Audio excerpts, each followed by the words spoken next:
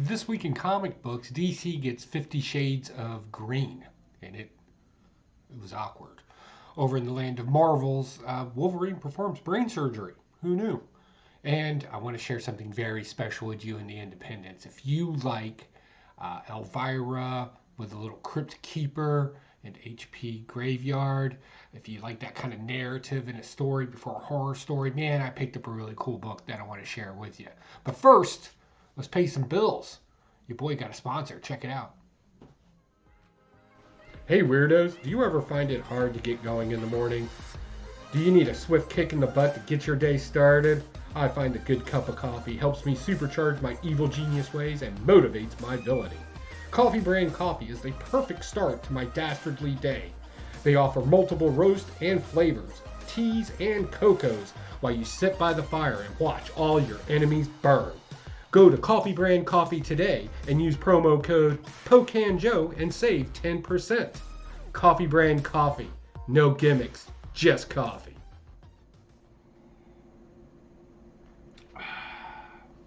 Be sure you use promo code POCANJOE and get that 10% off. All right, guys, let's jump into it. Hope that wasn't too painful as I'm selling out slowly over here. All right, we're going to start with DC this week. And first thing, we're going to start off with something kind of cool, but it kind of threw me off as well. We're going to talk about the Sword of Azrael 2. It seemed like a lot was skipped. I think, and I have not confirmed this yet, this was an error issue, because from issue 1 to this issue, it seems like a lot's missing. Right? But what we did get from this is that, so we know Azrael believes that he's an angel, has an angel that lives inside of him, kind of like an alternate ego type of thing. But we've never really been able to confirm if it's him having an angel. What if somebody did have an angel in them and they're really the vengeance? So I think what we're about to see here is what we typically have been seeing a lot of lately, is Azrael's going to have to play mentor to this creature. By the way, just a fun fact, do you know that if you die and you're a person of faith, you don't turn into an angel? It's actually a separate creation. I was curious about that while I was reading this. So, I looked that up. It's kind of weird. But yeah, for the most part, I think we're kind of seeing that Azrael's going to be taking the mentorship role. I mean, he might as well. He's super soft. He's super, hair in a bun, but can still whip butt every now and then when he gets angry. This is dying for me. I hate to say that. When it's launched off, I was really into it. Like a couple of things I could kind of look over. But then as we're getting into it, it turns out that it's a story about other people versus Azrael. And basically his role will be like the mentor role, but he's really being told what to do. You know what I'm saying? Like, shut up, boomer. It actually works like this, and then he'll end up learning the lessons. What? I may pick up another issue. I may be a little hard on this one. We'll see. We'll see. Like, this is one of those things where if there's like so many number ones out, I'm just gonna pass it up and pick something else. All right, something I did like this week before you hate on me too much. As you know, I love the Dark Knight series of Steel. I've been enjoying those, and they came out with this little two-shot, The Kingdom #1. This kind of gives us a more of a world-building setup for this, and this was great because now we find out that the Amanda Waller of this particular, and we'll just say universe, I don't know if it's in any real continuity or a one-off, whatever the case may be, she's setting up her own Suicide Squad and her superpower beings, which are outlawed in this medieval time frame. And we find out the organization of the Robins, which act as the eyes and ears of the city for Bruce Wayne in this, the legitimate son, or the illegitimate son of Superman's parents. Are you serious? Superman. That's crazy. So yeah, it was good. It was good. I love their use of Bane in here. That made sense. How he ends up in a pit. I love how it gives just enough hints to the things you already know in comic books and alters it just slightly, but the same outcome at some point happens to some degree. Like they touch on it because they know the fan base is reading it. A book that was written for me. All right, moving on.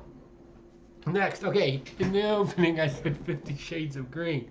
So I'll be honest with you, it doesn't take a lot to embarrass your boy Pocan Joe. Like I'm not like easily offended. I don't get embarrassed easily, but I legitimately felt a little dirty reading this.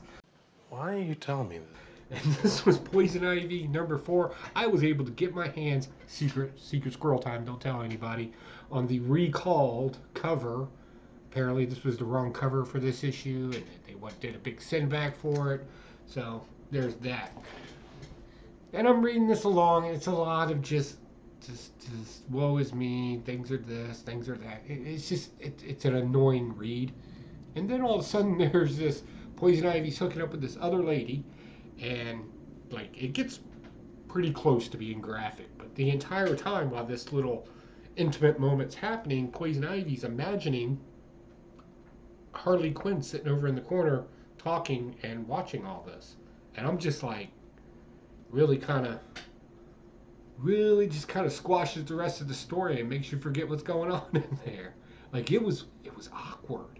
I don't know what the writer was thinking in this, but it was just like, I get it, right? Like you want to keep promoting these things and normalizing them, and that's fine. Like I'm on board with that. If you love somebody, be with somebody, yada yada yada. But this, I don't think the most starch advocate would say yet. Yes, this is what it should be like. This is the normalization we're looking for. If you're watching this and you disagree with me, by all means, let me know in the comments down below how this empowers or liberates somebody. Because this is weird. This is legit weird. We'll pass on that. A little bit of a dumpster fire. Alright, let's see here. Aliens #1 came out. This is pretty good. So we had the synthetic humans, right? Robots. Beep, beep, beep.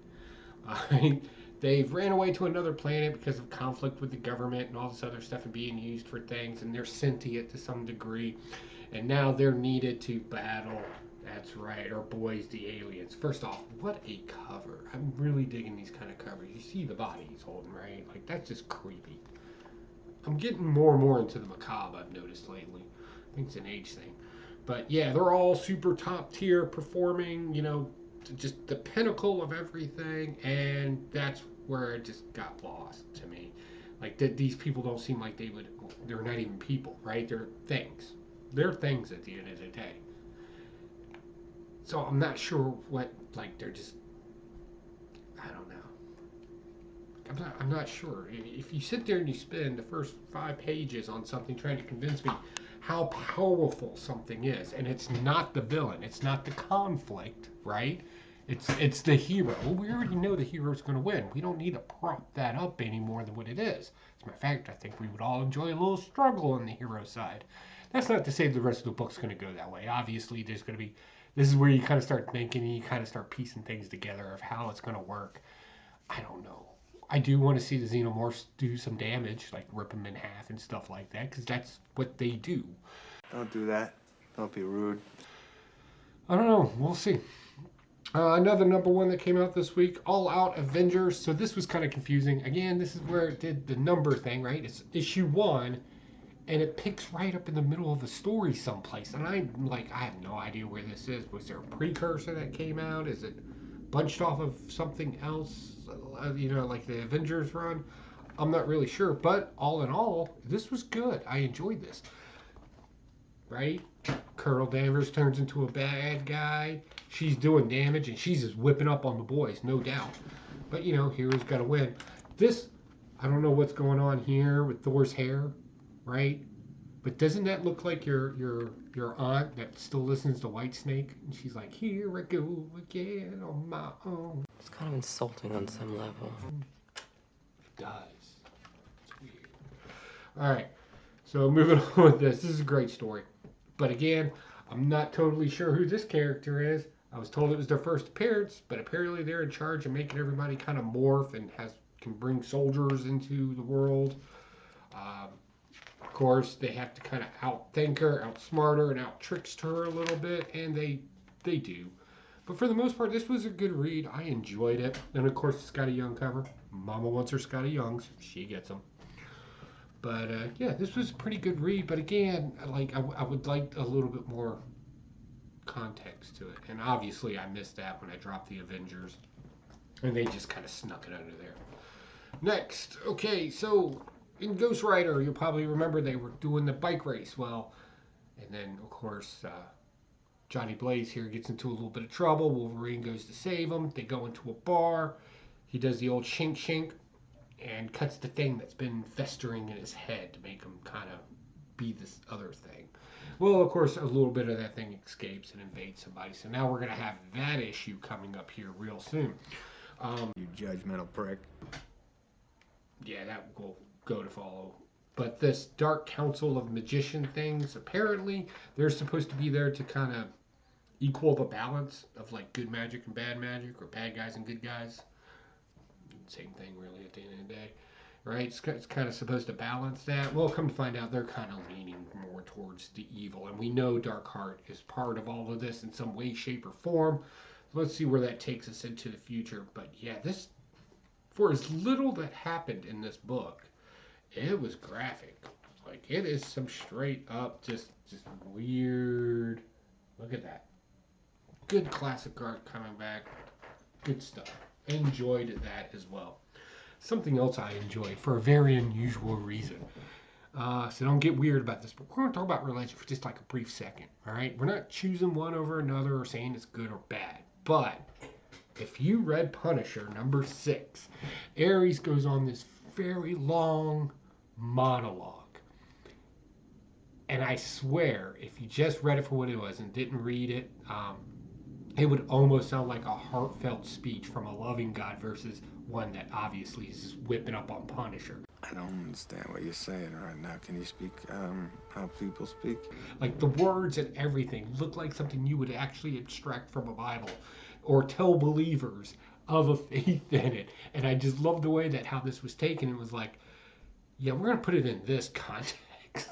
Like, the worst possible case scenario. The God that loved you, talking about himself, loving his creation, right? And as he's putting boot to face to teach him the hard lessons, you know, God's work in mysterious ways. So yeah, this was really good. Again, I'm not all hung up about the emblem, you know, being this or that. It can be whatever it wants to be. I'm not really paying attention to that. What I'm really paying attention to in here is this kind of unique story where we're kind of playing on religion. We have two very different gods, so therefore we have two very different religions that are very similar about this whole war or killing thing, right?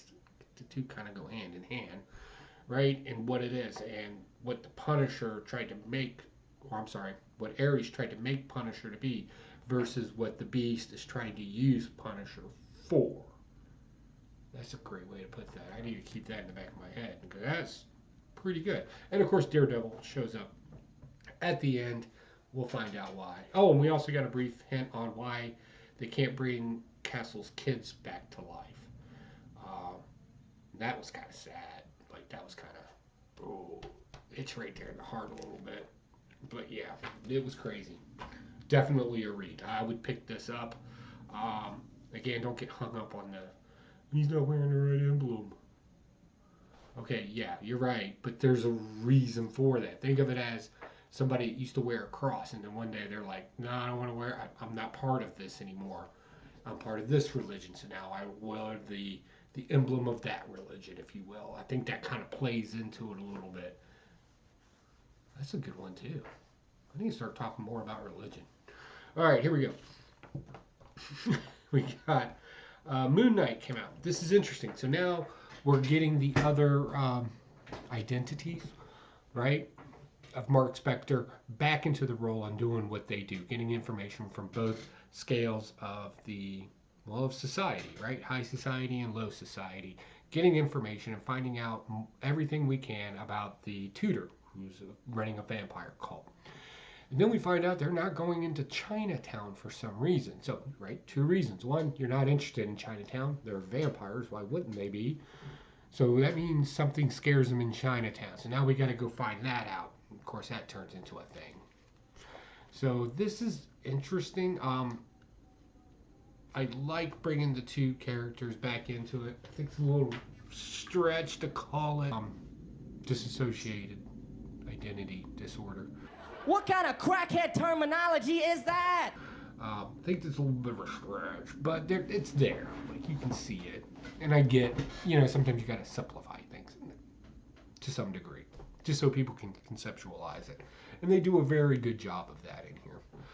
All right, next, Twig number 5 comes out. So this concludes your first run, 5-issue run. Super simple story, super fun, really hits you in the feels. One of our characters appeared to have died, but returned, because nobody really dies, right? Kind of comes back, and it leaves us on a cliffhanger for the next adventure, right? Because his whole deal was to get the crystal in placement, right? He's the placement person, right? But then we find out that the warrior's got to come along and take the crystal and go use it. I really like this analogy, and I tried to stress this when I was in the military too. For every guy that pulls a trigger, there's 8 people that got to make sure that happens in some way, shape, or form. It's getting a little dark. Right? So I liked this. This was pretty smart of Scotty Young to show, hey, the venture continues, but it's somebody else's story, right? So that was pretty cool. I enjoyed that. Very, very heartfelt story. Last but not least, all right, so my pick of the week, I'm giving it out to Independence. We're going with Dark Horse on this one, and it's Shock Shop. I bought that, man. Wow. And look at that spitter rack right there. So if you don't know our character here, owns a comic book store, nerd, horror, the macabre, if you will. And she plays as kind of like the Elvira / Crypt Keeper in it, where she introduces a story to you, gives you the title of it, and then you go into the story. 2 great short stories in here, and they did it in this kind of flip style, where you got to start from the other end. Something you don't see a whole lot of anymore, and it was really cool to have it. First stories, the woods and the monster in the woods, shapeshifter in the woods, if you will. And of course, there's some relationship drama involved. So, can't everybody work together, right, to beat the scary thing in the woods, right? And then next was a haunted house that really is fun and whimsical until you look through the veil and realize it's all demons and you got your kids playing with it, right? So, super fun book. If you're a reader of comic books or a collector of horror comic books, I would definitely recommend this for your collection. Definitely read it. Spec-wise, all that other stuff that people do, I don't, that's not my thing. Let's be honest, but just fun. Just fun. It's a fun book. Read it. All right, so what's going on? Check out, if you drink coffee, all I'm asking is just go check out the website, take a look at the reviews, and judge for yourself if you want some of that coffee brand coffee. It's actually pretty good. It's not bad. We haven't done this in a while. Sip of awkwardness. It's not bad. I enjoy it. And it'll probably be the coffee we keep here at the house because I don't like shopping for coffees. Too many decisions. Just order it, have it come. Lots of options in there for you. So definitely give it a shot. Just take a look. That's all I'm asking. And let me know your feedback on it. Definitely. All right, guys. That's about it. I got nothing else. I'll talk to you all later. Bye.